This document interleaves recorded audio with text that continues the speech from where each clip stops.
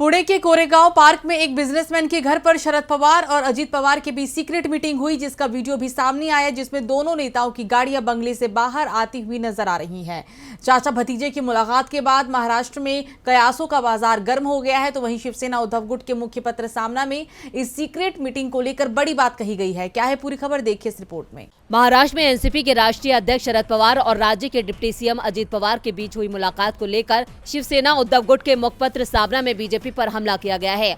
सामना में लिखा गया है कि उप मुख्यमंत्री अजीत पवार बार बार शरद पवार से मुलाकात के लिए जा रहे हैं और मजे की बात यह है कि शरद पवार किसी मुलाकात को टाल नहीं रहे हैं।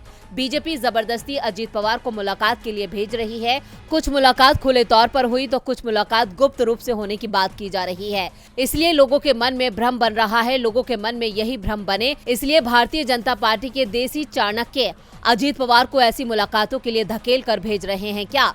ऐसी शंका को बल मिल रहा है। सामने में लिखा गया है कि पवार चाचा भतीजे के बीच हालिया हुई मुलाकातें भी मौज मस्ती वाली सिद्ध हो रही हैं। आखिर किस पर हंसा जाए और किस पर नाराजगी जाहिर की जाए, यह महाराष्ट्र की समझ से परे हो गया है। शरद पवार की छवि ऐसी मुलाकातों से मलिन हो रही है और ये ठीक नहीं है। इतना ही नहीं, सामना में सीएम शिंदे को लेकर भी तंज किया गया है।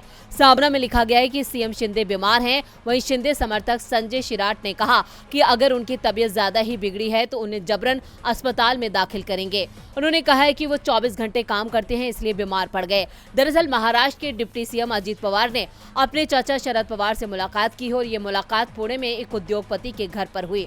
बगावत के बाद अजीत पवार की पिछले 1.5 महीने में शरद पवार से ये चौथी मुलाकात थी। डीबी लाइव की रिपोर्ट।